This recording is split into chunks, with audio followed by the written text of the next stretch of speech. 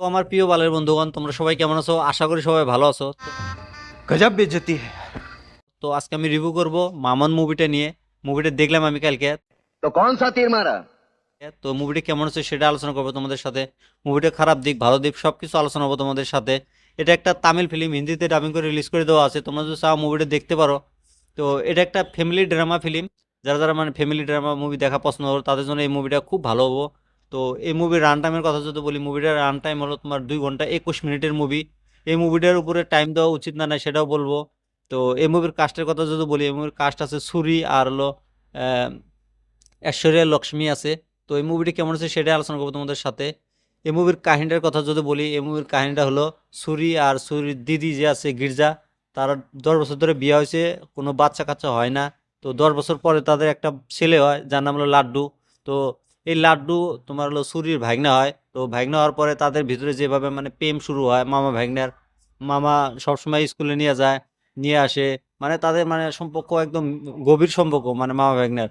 এমন সম্পর্ক শুরু হয় তাদের ভিতরে। এই সম্পর্কের জন্য তাদের ফ্যামিলির ভিতরে নানান ধরনের প্রবলেম দেখা দেয়।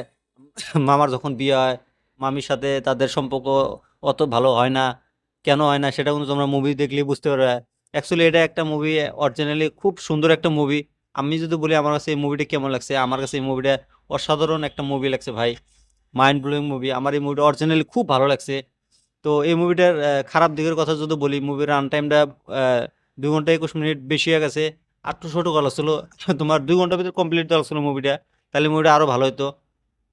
মুভির মিউজিকের কথা যদি বলি, মুভির মিউজিকগুলো খুব সুন্দর মিউজিক আছে। আর মুভির ভিতরে কমেডিও ভালো আছে।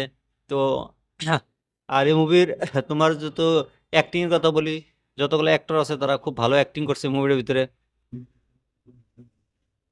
মুভিটার ভিতরে ইমোশনাল সিন বহুত আছে। মুভিটা প্রথম থেকে মানে ইমোশনাল করে দেয় সবাইকে। এই মুভিটা এত সুন্দর একটা মুভি।